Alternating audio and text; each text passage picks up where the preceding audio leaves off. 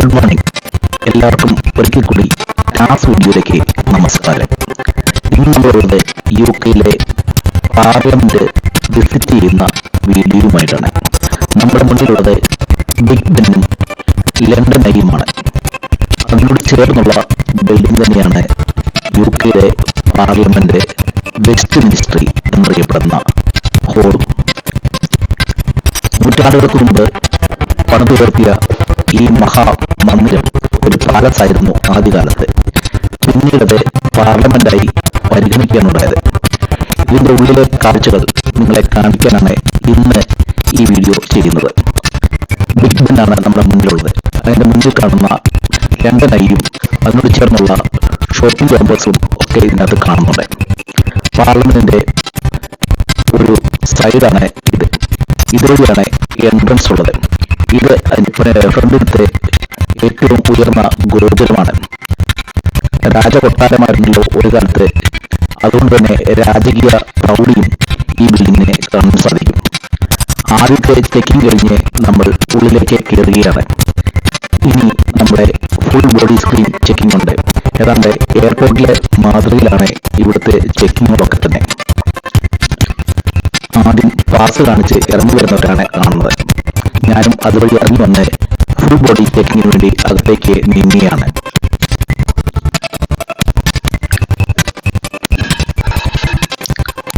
ഇത് ആണ് parliament west ministry. ആദ്യകാലത്തെ parliament സമ്മേളനം നടന്നിരുന്ന ഹാളാണിത്. അതുകൂടാതെ പാർലമെന്റിലെ പ്രധാന മീറ്റിങ്ങുകളൊക്കെ തന്നെയും ഇവിടെ വെച്ചാണ് നടക്കുന്നത്. അന്നൊക്കെ ഇത് വിരിച്ചൊരുക്കി കാർപ്പറ്റ് ഇട്ട് അതിഗംഭീരമായി ഭംഗിയാക്കുന്നു.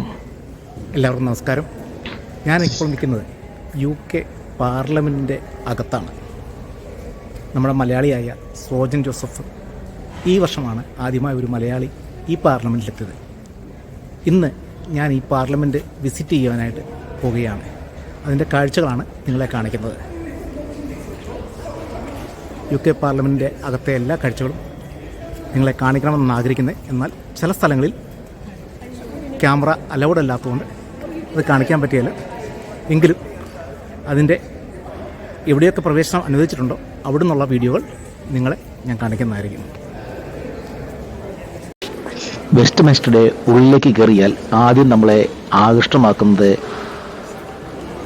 കോപ്പറിൽ തീർത്തിരിക്കുന്ന ചില ലിഖിതങ്ങളാണ്.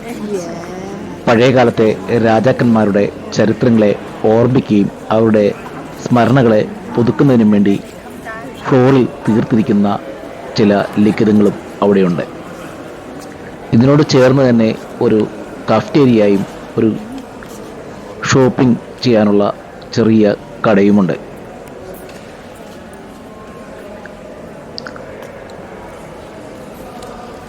ഇതിൽ അവർ also survived some other trials throughout its history. It has been around for 1,000 years, so it's seen a lot. But in 1913, it suffered an infestation of the death watch beetle. It's a really nasty sounding thing, but I realised I need to make it clear to people that it's not one giant beetle that infested the building, as some people seem to think when I tell them. Multiple beetles make a ticking of a clock, time.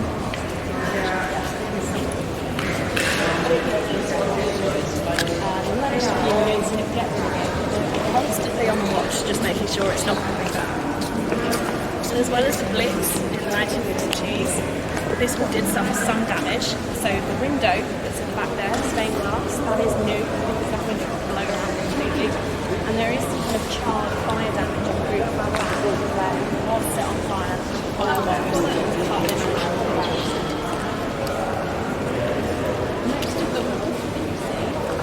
look as old as it actually is. The floor has been raised by the Victorians, and the walls, they've added a facade on the outside to protect it and to make it looks a bit nicer. There's a shutter stuck there that has the original behind. You can see it's not in the greatest condition compared to the Victorian.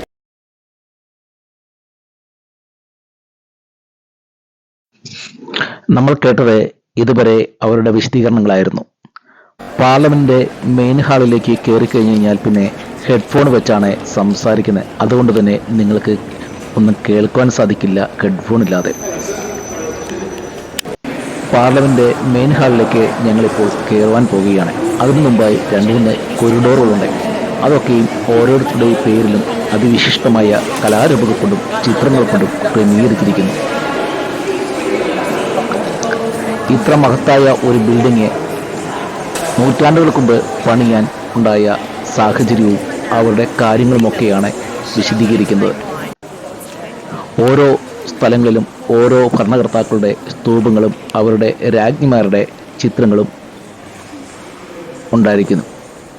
അതിമനോഹരമായ കലാവിരുത് തന്നെയാണ് ഇവിടെ ഒരുക്കിയിരിക്കുന്നത് എന്ന് പറയാം. ഇതൊക്കെ തന്നെ എന്നെ ആകർഷിച്ചതും ഇത് കാണണമെന്നുള്ള മോഹം വർദ്ധിപ്പിച്ചതും. സെൻട്രൽ ഹാളിലേക്കാണ് നമ്മളിപ്പോൾ കയറി ചെല്ലുന്നത്. സെൻട്രൽ ഹാളിൽ 4 വശത്തേക്ക് തിരിയുന്നു. അവിടുന്ന് മറ്റ് ഹാളിലേക്ക് പോകുന്നു. ഒന്ന് ലോർഡ്സ് ഹൗസും ഒന്ന് കോമൺ ഹൗസും. റൈറ്റ് സൈഡിലായി ലോർഡ് ഹൗസും ലെഫ്റ്റ് സൈഡിലായി കോമൺ ഹാളുമാണ് ഉള്ളത്. അതായത് നമ്മുടെ തിരഞ്ഞെടുത്ത പാർലമെന്റ് അംഗങ്ങൾ ലെഫ്റ്റിലും വിശിഷ്ടമായി തിരഞ്ഞെടുത്ത ലോർഡ്സിലേക്ക് തിരഞ്ഞെടുത്തവർ റൈറ്റ് സൈഡിലുമാണ്. അതിമനോഹരമായ ചിത്രങ്ങളും മാർബിളിൽ രൂപകൽപ്പന ചെയ്ത രാജാക്കന്മാരുടെ സ്റ്റാച്യു നമുക്ക് കാണാൻ സാധിക്കും. എണ്ണിയാൽ പറയാത്ത വർണ്ണനയാണ് ഇവിടെ ഉള്ളത്. അധിക സമയമില്ലാത്തതുകൊണ്ട് കൂടുതൽ ചിത്രീകരിക്കാൻ സാധിക്കുന്നില്ല. അനുവദിച്ച സമയത്തിനുള്ളിൽ എല്ലാം തന്നെ ചിത്രീകരിക്കണമല്ലോ. ഇവിടുത്തെ മാർബിളിനും ഇവിടുത്തെ ടൈൽസിനും ഒക്കെയും വളരെ പ്രത്യേകതയുണ്ട്. റോയൽ ടച്ചാണ് ഈ കാണിക്കുന്ന ടൈലിനുള്ളതെന്നാണ് അവരിപ്പോൾ പറയുന്നത്.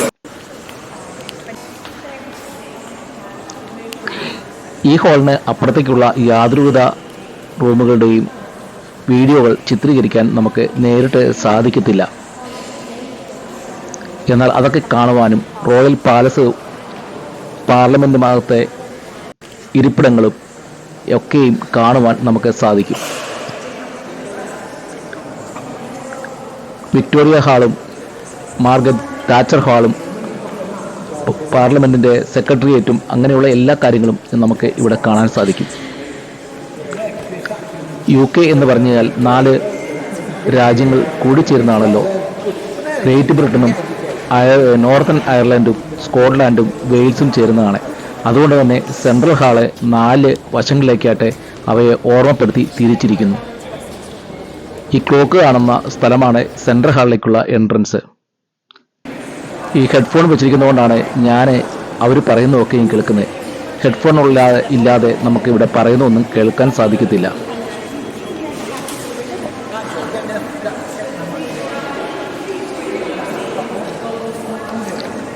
ഈ ചിത്രങ്ങളൊക്കെയും നിങ്ങളെ എടുത്തു കാണിക്കണമെന്ന് താല്പര്യമുണ്ട്. അതുകൊണ്ട് തന്നെ ചില ഫോട്ടോകൾ ഞാൻ ഈ വീഡിയോയിൽ ആഡ് ചെയ്തിട്ടുണ്ട്.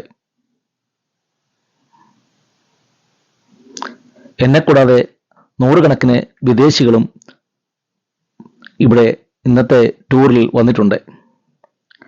അതിമനോഹരമായ ചില ചിത്രങ്ങളാണ് ഞാൻ നിങ്ങൾക്ക് വ്യക്തമാകുന്നതിന് വേണ്ടി എടുത്തു വച്ചിരിക്കുന്നത്.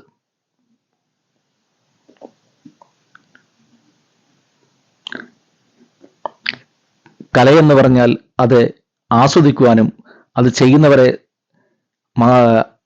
നമുക്ക് സ്തുതിക്കുവാനുമുള്ളതാണ്. ഇങ്ങനെ ഒരു കല നൂറ്റാണ്ടുകൾക്ക് മുമ്പ് ചെയ്തെടുക്കുവാൻ നമ്മുടെ ഇന്ത്യയിലെ ആർക്കെങ്കിലും കഴിഞ്ഞിട്ടുണ്ടോ എന്ന് ഞാൻ ഓർത്തുപോയി. ബ്രിട്ടീഷുകാർ പണിത പുരാതന ബിൽഡിങ്ങുകളൊക്കെയും 1000 വർഷം പഴക്കം നിൽക്കുമ്പോൾ നമ്മുടെ നാട്ടിലെ കെട്ടിടങ്ങൾ 50 അല്ലെങ്കിൽ 100 വർഷം കഴിയുമ്പോൾ പൊളിച്ചു കളയേണ്ട അവസ്ഥ വരുന്നു. ഇവിടെയുള്ള ഈ ബിൽഡിങ്ങുകളൊക്കെ തന്നെ 100ഉം 1000ഉം വർഷങ്ങളുള്ളതാണ് എന്നുള്ളതാണ് ഏറ്റവും വലിയ പ്രത്യേകത. ഓരോ സ്റ്റാച്യുവിനും ഓരോ പ്രത്യേകതകളുണ്ട്. അവയൊക്കെയും അവർ വർണ്ണിക്കുന്നുണ്ട്.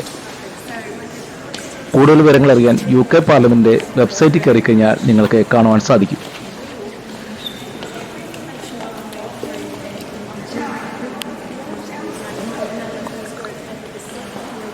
പല രീതിയിലുള്ള ശില്പങ്ങളും ചിത്രകലകളും ഇവിടെയുണ്ട്.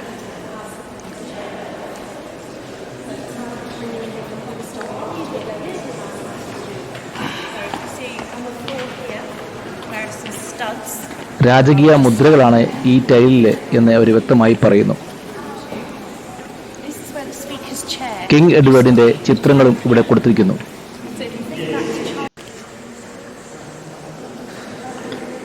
ഇതിന്റെ ജനൽ ചില്ലകൾ ഒക്കെ തന്നെ അതിഗംഭീരമായ ചിത്രകലകൾ കൊണ്ട് നിറഞ്ഞിരിക്കുന്നു.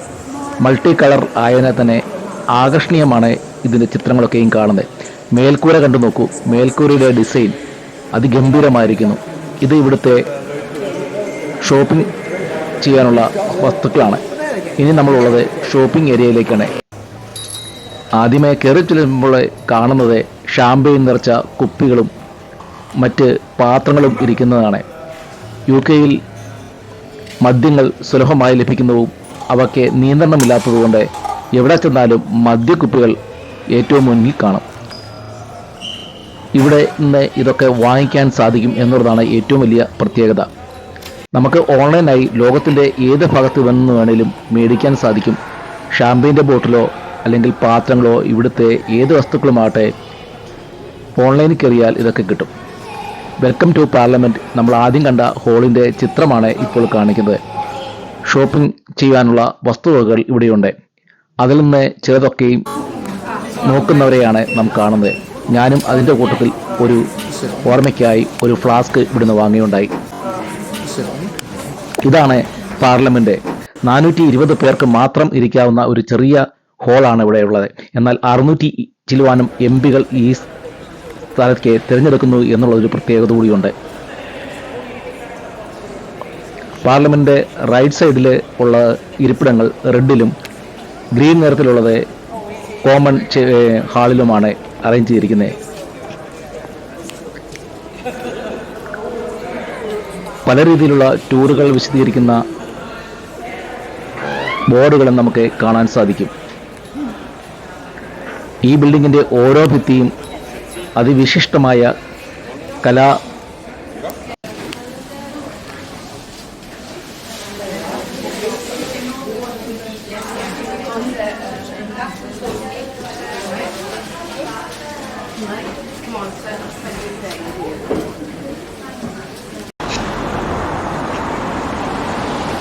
ഇത് നമ്മൾ മുമ്പേ കാണിച്ച സെക്യൂരിറ്റി ഗേറ്റ് ആണ്. വെളിവശത്തേക്ക് ഇറങ്ങിക്കഴിഞ്ഞാൽ നിരവധി ആൾക്കാർ വീണ്ടും കയറുവാൻ നിൽക്കുന്ന കാഴ്ചയാണ് ഞാൻ കണ്ടത്. ആയിരക്കണക്കിന് വിദേശികളെ ഇവിടെ വരികയും ഈ പാർലമെന്റ് സന്ദർശിക്കുകയും ചെയ്യുന്നത് മൂലം ഇവർക്ക് ഇവിടെ ഒരു നല്ല വരുമാനം തന്നെ ലഭിക്കുന്നു എന്നുള്ളതാണ് ഏറ്റവും വലിയ നേട്ടം.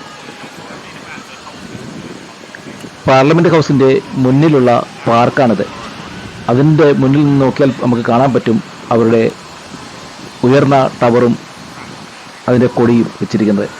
ഇതിനു ചുറ്റും തന്നെ ഒരു നദി ഒഴുകുന്നുണ്ട്. ആ നദിയിൽ കപ്പലുകൾ സഞ്ചരിക്കുന്നത് നമുക്ക് കാണാൻ സാധിക്കും.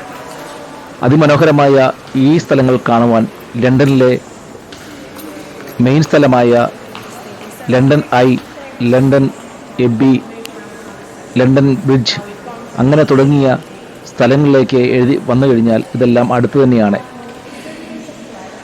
ബ്രിട്ടീഷ് രാജകൊട്ടാരവും ബർമിംഗ്ഹാം പാലസും എല്ലാം അടുത്ത് തന്നെയാണ്. ഇതൊക്കെ നടന്നു കാണാനുള്ള ദൂരമേ ഉള്ളൂ. ഈ വീഡിയോ ഇഷ്ടമായെങ്കിൽ ഞങ്ങളെ